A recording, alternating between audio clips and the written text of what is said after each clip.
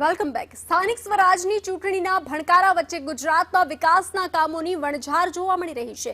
ત્યારે પંચમહાલમાં આઝાદીના દાયકાઓ બાદ ગ્રામજનોનું એક મોટું સપનું સાકાર થયું છે। ગોધરાની પૂર્વ પટ્ટીમાં વહેતી મુખ્ય પાનમ નદી પર કરોડોનો ખર્ચે નવનિર્મિત બ્રિજનું લોકાર્પણ કરવામાં આવ્યું છે।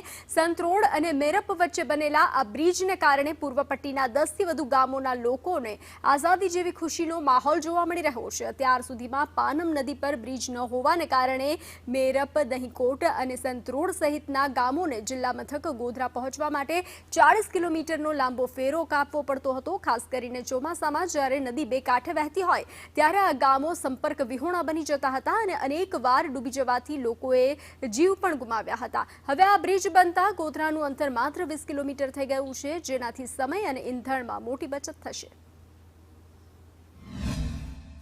ઘણા વર્ષોથી પડતર કામ હેતુ આ પુલ બનવાથી ખૂબ લોકોને આજે સુવિધા મળી અને આજે ગુજરાતના સરકારના ભૂપેન્દ્ર પટેલ સાહેબ, નાણામંત્રી કનુભાઈ દેસાઈ, હર્ષ સંઘવી સાહેબનો ખૂબ ખૂબ અભિનંદન પાઠવું છું।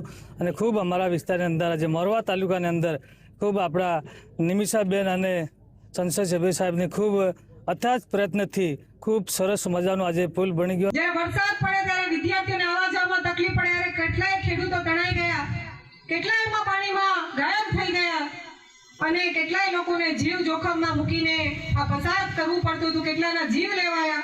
ત્યારે આવન જવામાં ભારે મુશ્કેલી વરસાદના દિવસોમાં પડતી હતી અને આજે પુલ બનવાથી આ તમામ જે સમસ્યાઓ હતી એ સમસ્યાનો કાયમી ઉકેલ આ પુલ બનવાથી થયો છે।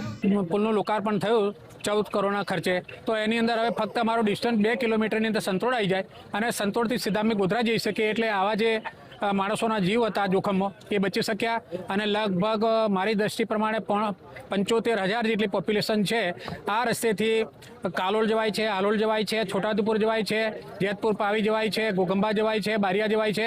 આ રીતે લગભગ 6 થી 7 જે તાલુકા છે એની અંદર જવા માટેનો એક રસ્તો સીધો થઈ ગયો અને આ રીતે જનસુખાકારી માટે અમારા બધા માટે બહુ